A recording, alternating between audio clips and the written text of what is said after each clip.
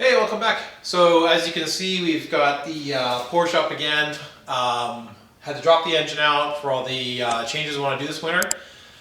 Actually, it's about an hour job, maybe an hour and a half. Mostly procrastination to actually get it started because it looked like it's a huge job, but once you get in there, it's pretty quick. How the whole kind of kit goes together, it's pretty simple to drop a motor. I would say it's just as easy as it is to drop the Porsche motor.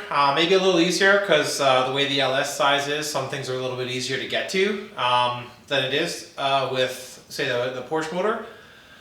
The one thing I can say is that you do have to take the water pump off in order to get to the brackets in the back, so that's a bit of a pain in the butt. You could clear it with dropping it, especially if you position the motor that 1 inch forward that we've talked about before. But you still have to take the cross mounts off, so no matter what, the water pump's got to come off. So that's a little bit of an unfortunate thing, but it is what it is. Fortunately, you're not taking the motor in and out all the time, hopefully, unless you have tons of problems, but by and large, it's okay. Anyway, I just want to do a quick video of what we're going to be working on now. This is the very first kind of update of the winter projects. So we're going to be working on the exhaust manifold wrap. So as you can see here, the manifolds that come with it are the BBK ones. They're just a ceramic coated manifold, which work great, but put out a ton of heat. And so we're going to be wrapping it with a black fiberglass. You've probably seen it on manifold wraps. Most of the time it's like a gold color. I decided to go with black because we're just kind of going with more of an industrial kind of black gray finish, black silver. Sort of matches the theme on the car, so the engine's kind of matches that overall look. So anyways, that's what we're going to do. Just going to focus on doing a video on that, and so we'll jump in there. And yeah, this will be a bit of a series because we've got a few different projects to get done in the wintertime. Designing some cool kind of 3D brackets, just making a few changes here and there. Done the exhaust. You can see we're hanging the 997 exhaust off the motor now, so it all comes out with the exhaust and everything in one shot, which is pretty cool. Yeah, so anyways, let's just get started on that. All right, so let's get started on a few things. You're going to need some sharp scissors. That's just to cut the fiberglass wrap. This is a tool for locking the straps. So I'm going to post a link to it in the description below from Amazon. And then, of course, the stainless steel straps. They usually come in silver, but I went with black just to kind of match more my style of what I'm going with. Of course, you'll also need a bucket of water. That's to soak the fiberglass wrap in. They do say to soak it for 20 minutes, and of course some gloves. It is fiberglass, so unless you enjoy fiberglass in your hands, I would suggest some gloves. For me, it actually drives me crazy. Anyway, I'm just going over what I'm going to go here with the wrap. I'm going to start from the second tube first, just wrap some short sections, and then you go with the very first tube. You wrap that tight, and then as you go down, you start wrapping the whole thing, and finally ending up at the collector. So again, starting second, third, fourth, and then going back to first and doing the full wrap, which you will see is probably the most frustrating part of it, but we'll get to that in a minute. So let's kind of get started. I'm going to speed things up. It does take about an hour to do this, so this is about 6 times the speed.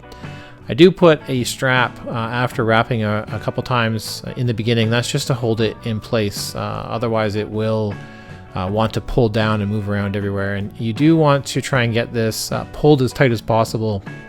And you do want to make sure there's no creases at all, so it's as flat as possible.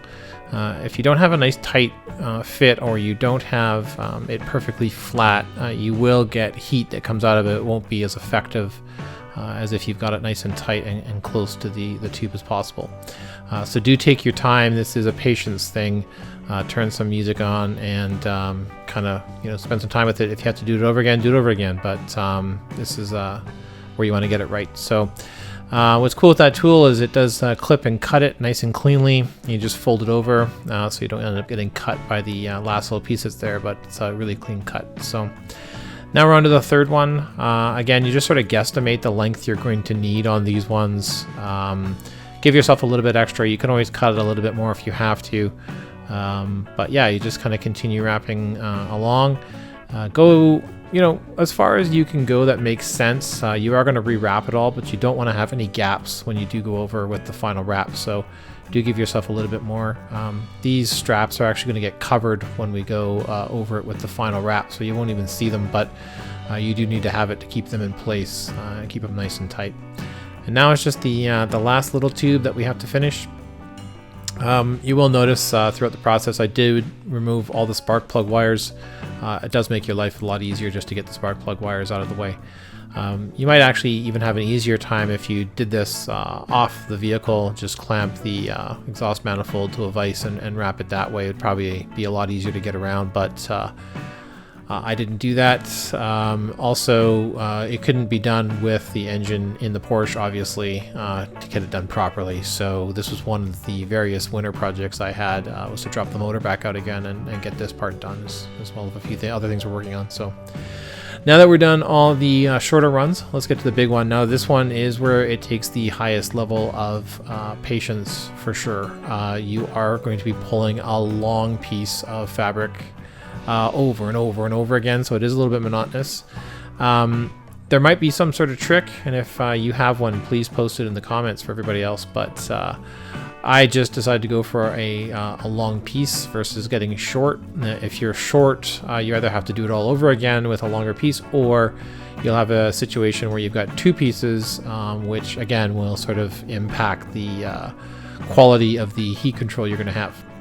So yeah, you just kind of keep going around and around. Again, the idea is to pull it as tight as possible, and you do want to have no creases at all, so you don't have any folds, so it does take some time to get it completely flat as you're going.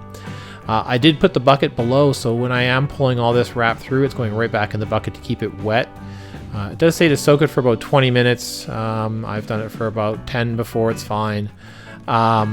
I don't know how you would do this without soaking it in water, to be honest. It would just fight you too much without having it nice and wet to be able to pull it and be flexible. But anyways, yeah, so it keeps going around. You'll probably see here there's going to be a stream of water in the background that eventually come across my floor as I'm doing this, just from all the water that was in the tape. But the first tube I have has a gap between the second, so I did go as far as possible on that to keep it as tight as I could to the first tube before I had to start wrapping it from the first to the second. You can see that I'm on that second now, and that stainless steel strap on the second one has now been completely covered, so you don't see it. So at the end it will look like it's just one long uniform wrap, when really it's four individual wraps just overlapping each other. In terms of the overlap, I do like to go about halfway. Sometimes you will need to go more than that, especially when you're going around bends, just to get a really effective coverage on the bends. But about halfway is common. Now we're onto the third pipe, so we're trucking along here pretty good. Again, you can see how I'm pulling it under as much as possible. The trick here is that you do want to get as much material as tight as possible to all the tubes.